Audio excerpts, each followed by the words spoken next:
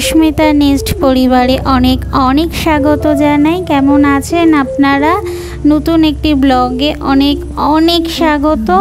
আপনারা কিন্তু কমেন্ট করতে ভুলবেন না, কমেন্টে কিন্তু অবশ্যই জানাবেন কেমন আছেন আপনারা। এখন ঘড়ির কাঁটায় সকাল 7টা, 7:30 শনিবার। সবাইকে জানাই শুভ সকাল। আজকে সকালে শুরু করলাম 1 কাপ চা দিয়ে। সবার আগে একটু চা আমি খেয়ে নিই, কারণ চায়ের নেশাটা না আগে ছিল না, বর্তমান সময়ে চায়ের নেশাটা সত্যিই খুব হয়েছে আর কি। তাই রোজই দুবেলাই আর কি চাটা খাই, বিশেষত একবেলা খাওয়ার চেষ্টা করি।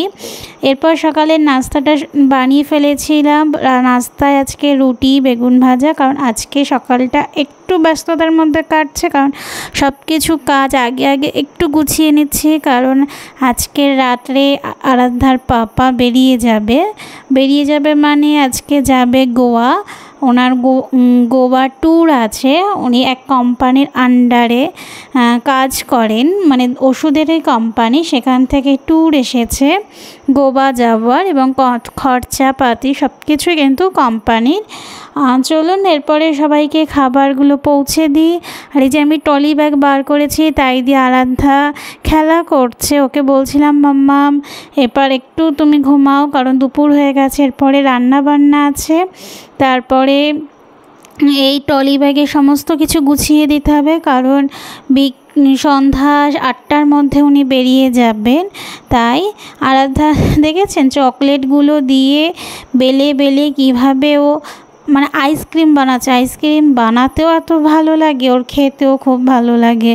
তাই আমাকে বলছিল দেখো মাম্মাম আইসক্রিম রঙের ওপরে এরকমভাবে দিয়ে আইসক্রিমের শেপ দিচ্ছে।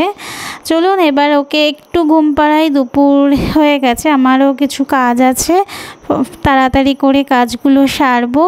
ওকে একটু ঘুম পাড়িয়ে দেই, তারপরে অন্যান্য কাজ একটু জলদিবাজিতে আজকে করতে হবে, কারণ আগেই বললাম 8টার মধ্যে আজকে সব কিছু কমপ্লিট করে দিতে হবে। আর মেন কাজ হচ্ছে, সবথেকে ফার্স্ট কাজ হচ্ছে আজকের ট্রলি ব্যাগ গোছানো।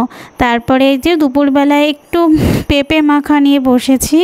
পেঁপেটা খেতে সত্যি খুব ভালো লেগেছিল, অনেক দিন পর পেঁপে মাখা আর কি পেয়েছি। ট্রলি ব্যাগ গোছানো শুরু করেছি বিকেল প্রায় 4:30 সাড়ে 4টের দিকে। ওনার যাবতীয় সব কিছু জামা কাপড় কম্বল, জানি না সেখানে ঠান্ডা কেমন বা কেমন জায়গায়, যেহেতু প্রথমবার উনি যাচ্ছেন সেহেতু সব কিছু গুছিয়ে গাছিয়ে দেওয়াটা তো দরকার। তো ওনার যাবতীয় জামা প্যান্ট থেকে শুরু করে ওনার গামছা থেকে শুরু করে সব কিছু গুছিয়ে দিই। আর এদিকে আরাধ্যাও কিন্তু এর মধ্যে উঠে গেছে, ঘুম পাড়িয়েছিলাম, একটুখানি ঘুমিয়েছে, বেশি ঘুমোয়নি।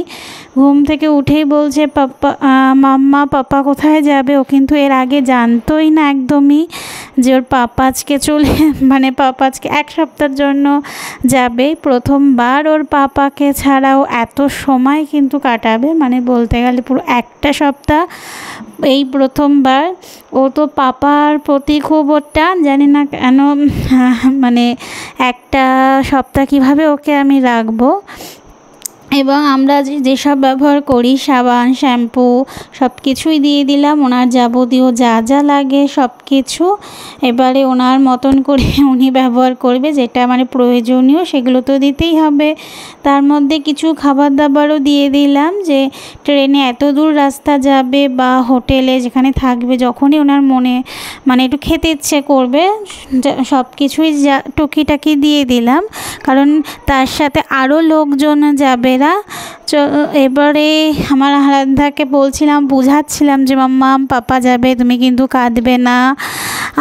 প্রথমবার যাই হোক দেখা যাক আমার আরাধ্যা কেমন থাকে। এই তো এবারে সব কিছু গোছগাছ কমপ্লিট, আরাধ্যাকে টাকা দিচ্ছে, এবার বিদায়ের পালা। আরাধ্যার পাপাকে চলুন বিদায় দিই।